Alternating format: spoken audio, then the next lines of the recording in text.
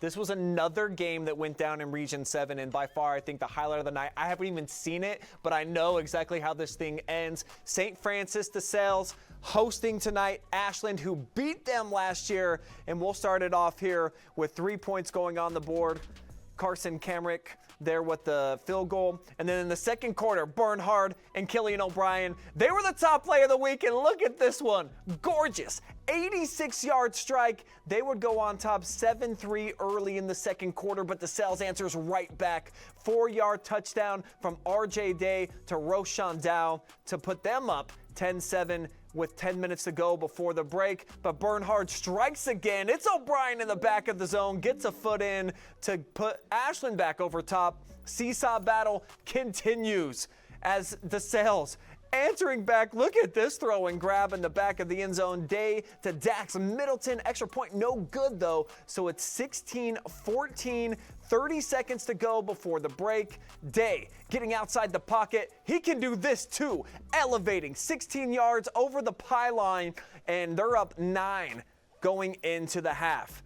But Bernhard would connect with Dakota Crudy. 76-yard touchdown. Sadly, our cameras only catch the tail end there. But all I can tell you is that it's 23-21 going into the fourth, and we are going to get a dandy of a finish.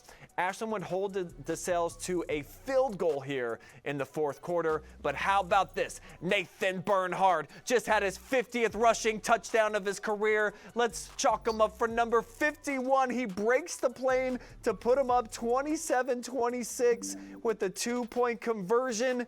And although it seemed Ashland would have this one in the bag, this is a walk-off. A touchdown throw in the back of the end zone. Day connects with Jordan Carr-Hoff, who rips it away from the defender, and Ashland is stunned 33-29.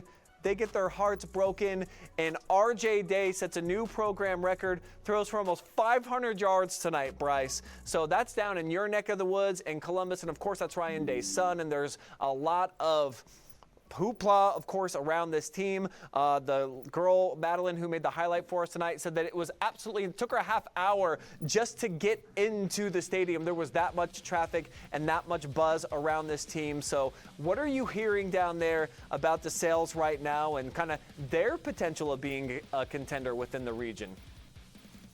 I mean, only hearing strong things about them, and coming into this week, I mean, they were in a position where they were fighting with some of the other private schools in the area, really staying competitive, and that has kind of been the kryptonite for Big Walnut in the past, has been the private schools where they feel like they're strong, but there's just something about the private schools that kind of gets to them a little bit.